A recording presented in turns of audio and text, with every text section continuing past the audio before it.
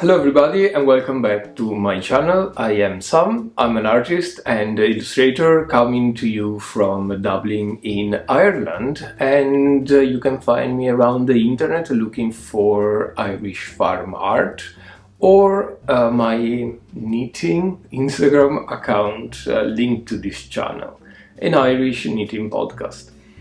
This is redundant, a knitting podcast in which I try to show you and share with you all my knitting and crafting adventure, talking about works in progress, finished objects, acquisitions, and literally anything that is going on in my crafty life.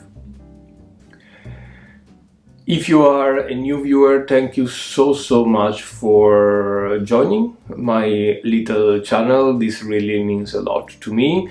I'm here to show you my stuff, but as well to learn from all of you. So thank you so much. And if you are a returning viewer, I probably owe you an apology. I haven't been filming or being too much present on social media for a few weeks.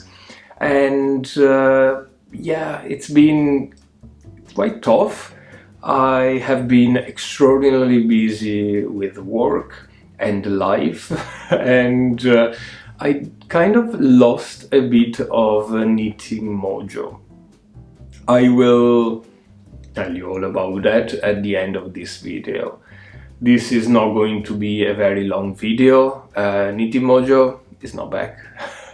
But I still wanted to touch base, say hi, and share a few things that I have managed to work on, and probably a bit of a life update. So, spoiler alert, I don't have any finished works, but I have a few works in progress, starting with some old works in progress. Like, I think this will be the theme of this knitting podcast, all the works in progress. Having completely then definitely lost the knitting mood, I am lingering in all the projects. So let's start with the first. The camera is doing crazy stuff today, but these are two sleeves completed of the Savin sweater by Megan Bevin, and this is a full-on cable sweater. No idea if you can tell the cable. I think so, yeah. It's interesting. It's quite complicated. I'm not a great cable knitter, but I find this was probably what I was looking for in a cable sweater.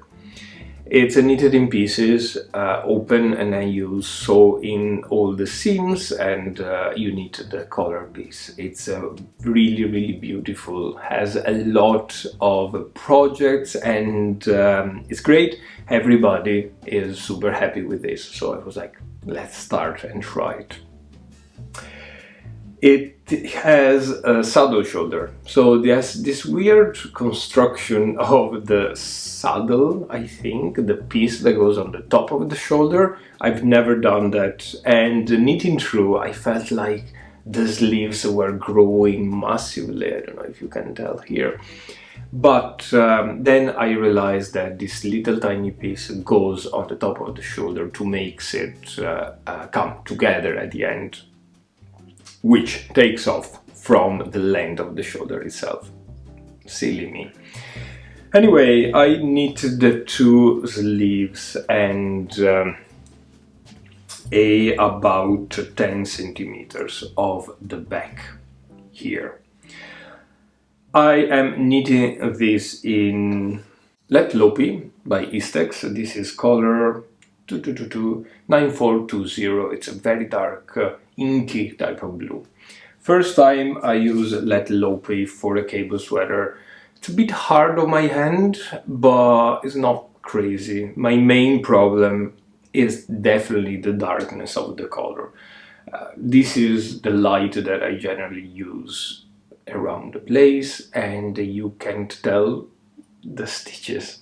It's very difficult to tell, so I need always to pump up the light or to knit by a window, which is not quite happening because I end up knitting after work late in the evening, and although in Ireland it's bright until very late, it still requires all the lights on, which is something that I don't really want to, because at night time I feel like low lights, television on, maybe a cup of tea, and getting cozy with my knitting. So if I have to pump up the lights and make it extraordinarily bright, take off the pleasure of knitting.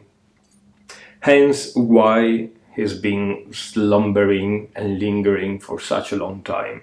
I should just plow on and finish this. It's annoying the hell out of me, to be honest.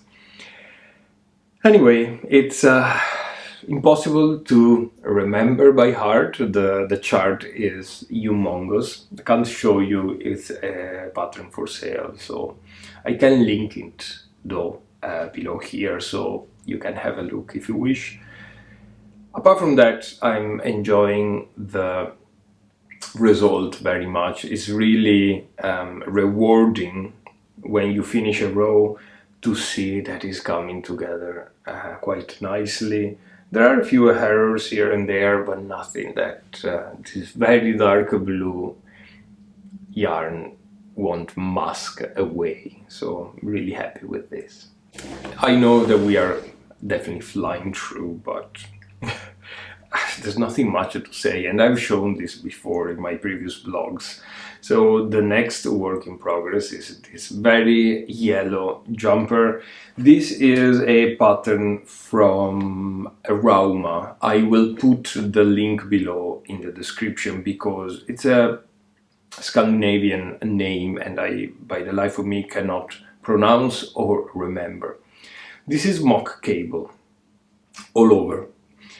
And it's knitted from the bottom and up until a certain point in the yoke. Then you divide front and back of the yoke, keep working up until the collar piece and two sleeves are attached, and ba-bang, bob's your uncle. The thing that is lingering here is that it's a kind of a textured pattern. Has a lot of knit and pearls, and these mock cables are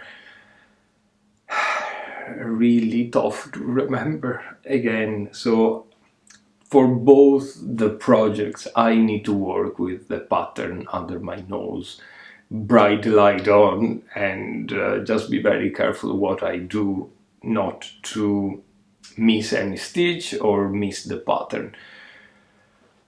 I don't have, unfortunately, the mind space for that. Anyway, the yarn that I'm using is a jumper weight yarn from Jameson Spinnery, Jameson of Shetland. And the color is Mimosa. If you Google it, you see it. I have a huge amount of this yarn that I bought back in the days. I was making a So Basic sweater by Maxim Sear. Didn't work out, so I unraveled it, and now I have this ball plus probably 20 more teeny tiny 25 grams balls of yarn. It's a gorgeous color.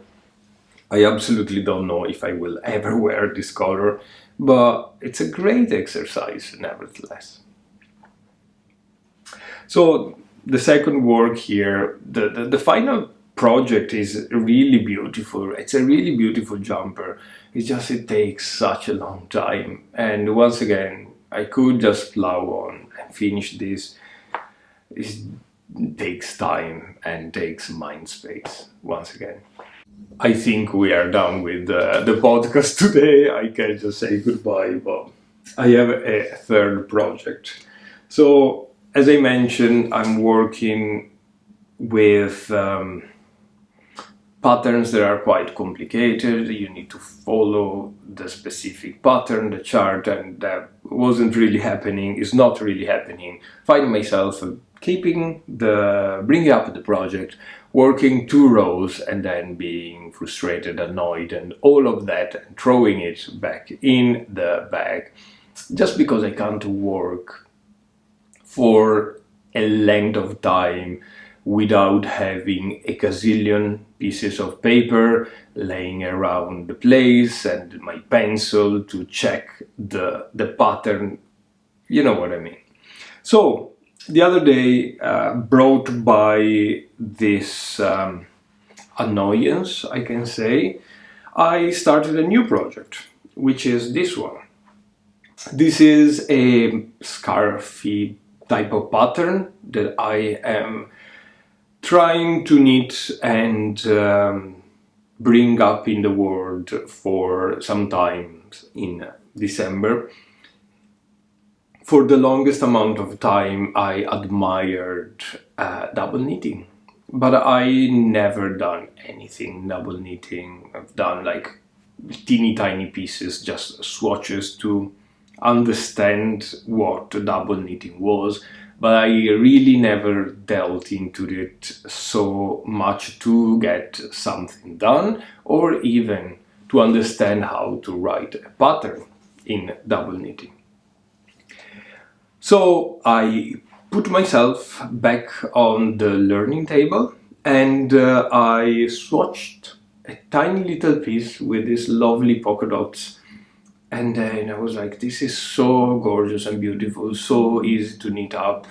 It's a great technique, gives you 2 stocking stitch pieces or sides with contrasting colors. So you see here the dots are in this little mustardy color and the background is white, while on the other side you get, by magic, the white on the dots and background in mustard, which is absolutely gorgeous, I think, and it comes together really, really tidy. The sides here, I follow a little tutorial technique on YouTube which gives you a very nice seamless side. It's gorgeous. Now, I'm in the middle of the row, so apology for the confusion here, but the only problem I have is probably that it's a little too wide for my original idea of a scarf. And yes, it takes a long time. Okay, it's a lot of knits and purls, but I'm very, very pleased with this project. Really, I am pleased with this, and I'm working on this project more often than the various jumper that I have started there. The yarn that I'm using is a combination of the white, all falling apart.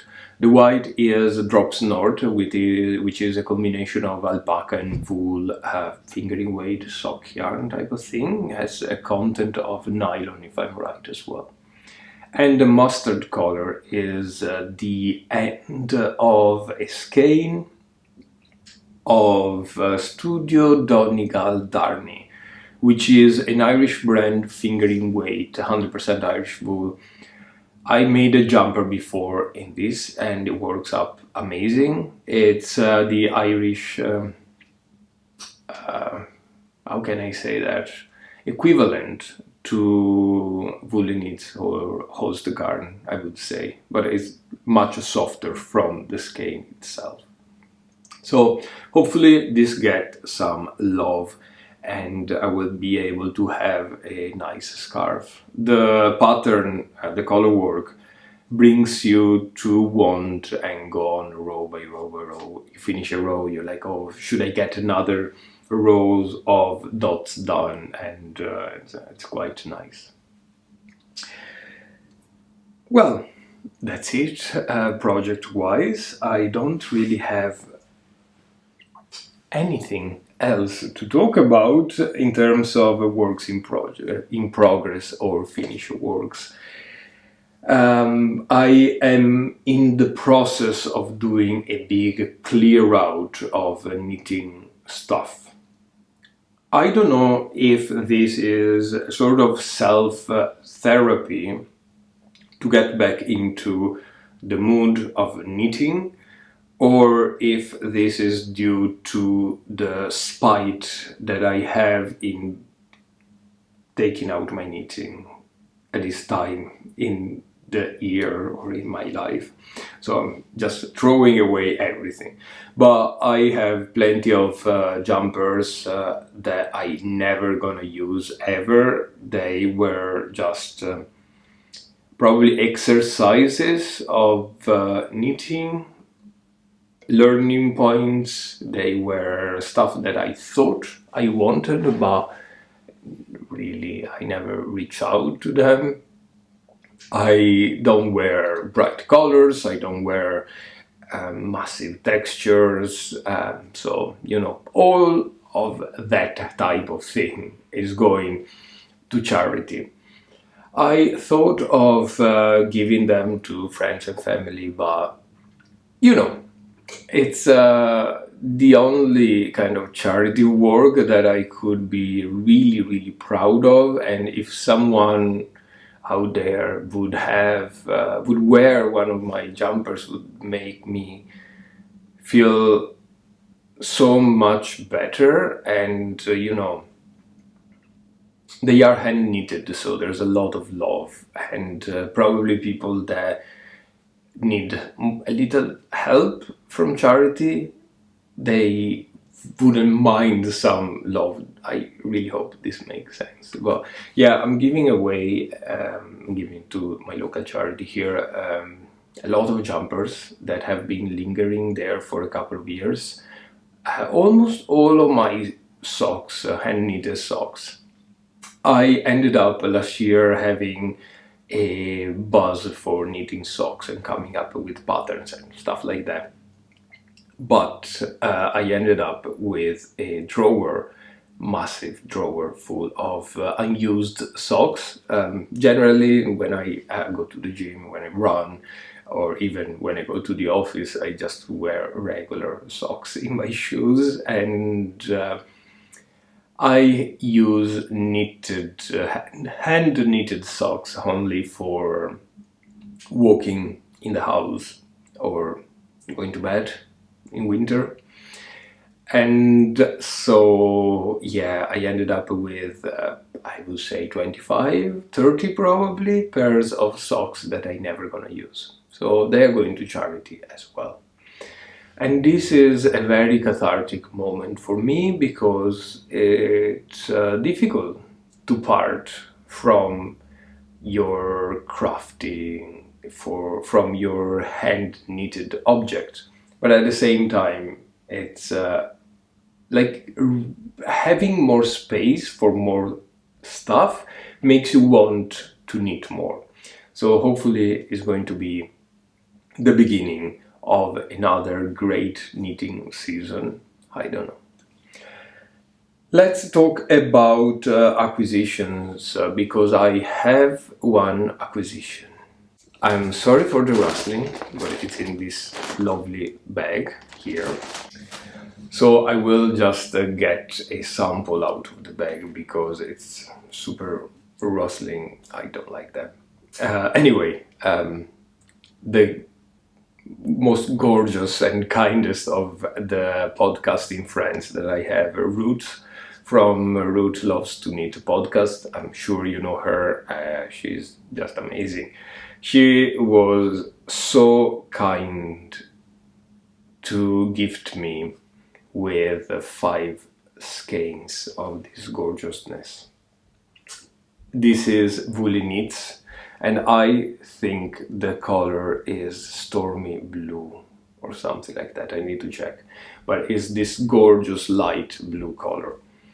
So she was knitted for her husband a jumper in this color, and I just, silly me, probably commented on one of her videos saying, "Oh, I really love that color. I must get myself a cone of that."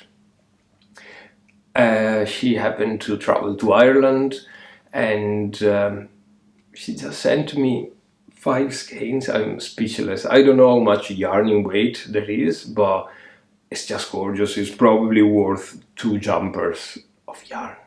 Would you believe? I am speechless, I'm humbled. I want to thank Ruth so much. She caught me in a very bad moment. I was trying to meet her in Dublin, but I couldn't get time off from work, and work is annoyingly super busy. So I couldn't meet her, but she was still that kind to gift me with so much yarn. Yeah, I'm getting emotional. Anyway, this is a piece, and then she included in the parcel this marvel. This is from Attic Spin Dye. I have literally heard of Attic Spin Dye so many times. I try to get some yarn. I can't bring myself to invest so much money in yarn. It's a very luxurious yarn, really expensive, but it's worth every single penny. This is called Moody Rainbow, superwash merino and nylon, 75-25, 100 gram by 225 meters, and it comes with a gorgeous little rainbow stitch marker, which is fantastic. It's a gradient, a rainbow gradient, a hand-dyed yarn. I'm speechless. I can't wait to include this in some work or knit probably a new pair of socks, being now getting rid of all my socks, or the vast majority of them. So yeah, speechless, emotional, sorry, everything. Thank you so much, Ruth. Really, that warmed my tiny little heart.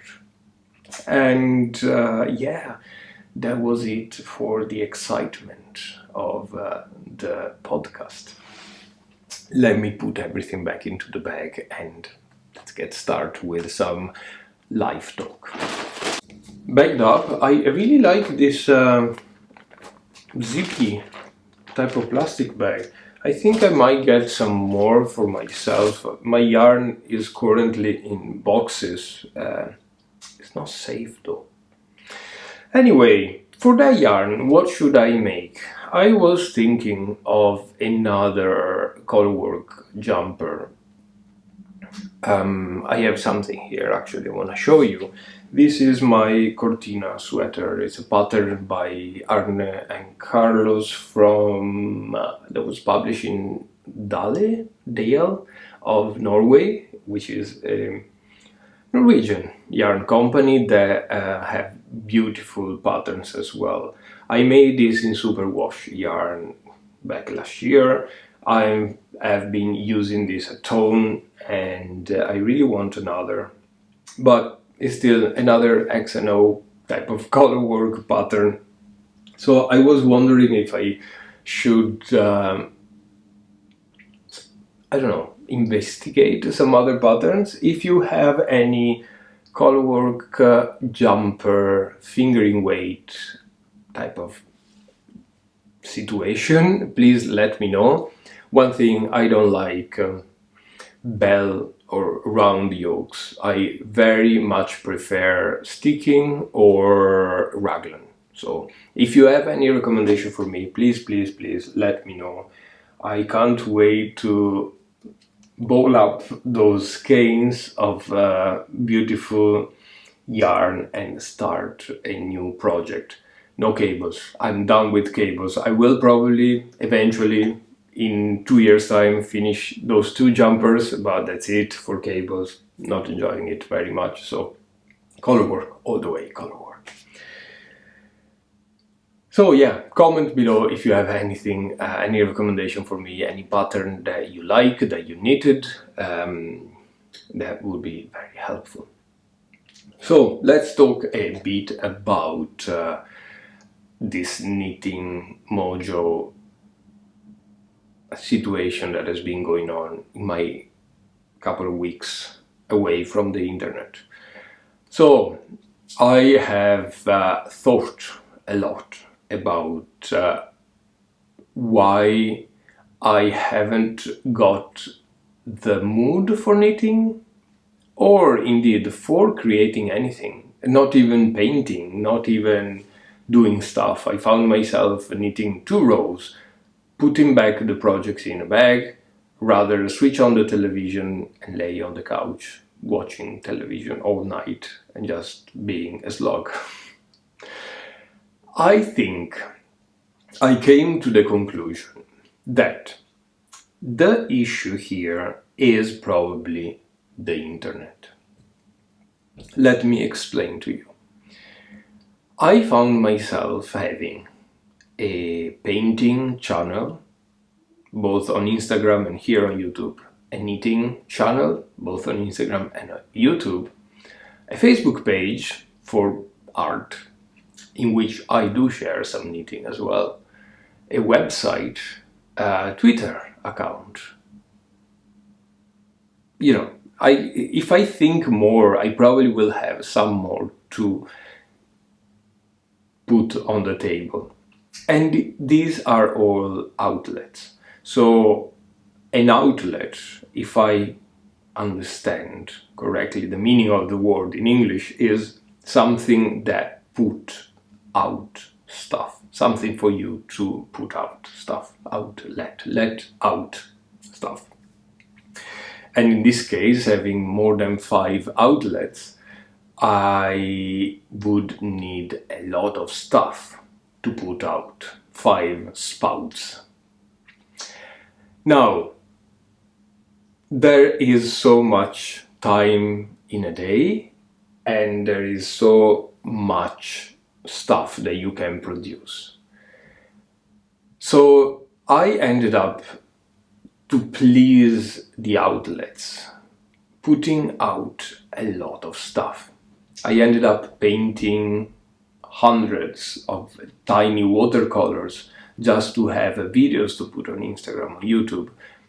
And I found that my art wasn't really what I wanted for my art journey, wasn't really reflecting myself, just because it was this massive production scale. In knitting, at the same time, I found myself just staying up very late at night, getting really bored and trying new technique that I really didn't want to try, just to have something new to put on the internet, to show on this podcast, to put on Instagram. The point is that the more you put, the more the outlets want to have, the more the algorithm want from you, and the more you have to produce. So it turned out, for me at least, that something that was an enjoyable pastime, a hobby, became a sort of a work. And I already work 8 hours a day, and which, brought me down to a complete and awful burnout. What have I done to solve this burnout? Well, pausing everything for a while, pausing Instagram, pausing YouTube, pausing Facebook, Twitter, whatever, and make art or knitting without showing it to the world. Especially in art, turned out that I have been... The camera just stopped, I don't know where it was, but was talking about art, especially in art. It turned out that I have been then painting for my own pleasure rather than having to please the algorithm of Instagram or to get more subscribers on YouTube. And I found really that my artworks spiked, and I was more pleased with them, if that doesn't make any sense. In knitting is the same stuff, type of thing. I turned out to start the double knitting scarf. I turned out to look into pattern books that have been lingering there for a long time. And everything is probably coming together a little bit better now. I'm finding more enjoyment in taking up my knitting and more calm, which is what I wanted originally when I started this podcast and knitting. Techniques that I put together as well, apart from stopping everything, calming down, not posting every single day or every single piece of content, is actually starting new things, blank, new stuff. And I found a lot of pleasure in reading, for example. I have here 4 books that I read in the last 3 weeks since I stopped completely or almost completely using social media. And this really helped me very, very much. I was reading this book here, Poor, from Katrina O'Sullivan. This is a English-Irish author that talks about her childhood in a poor background family in Birmingham, growing up with drug experience and so on and so forth, but making it at the end of the life. I have been reading this book for the past summer, basically. Once again, reading a page or two and then putting it down because I had to produce stuff. Now, I got to the point in which I was like, I was making a conscious decision of just reading and not doing anything else. So, turn off the television, turn off my computer, turn off my phone and just read. And this went by in a couple of days. And it's a gorgeous book. It gave me so much. Warmly recommend. I have been reading Siddhartha by Hermann Hesse. I started back when I was in high school, probably, this idea of reading like the 500 books that everybody should read in their life.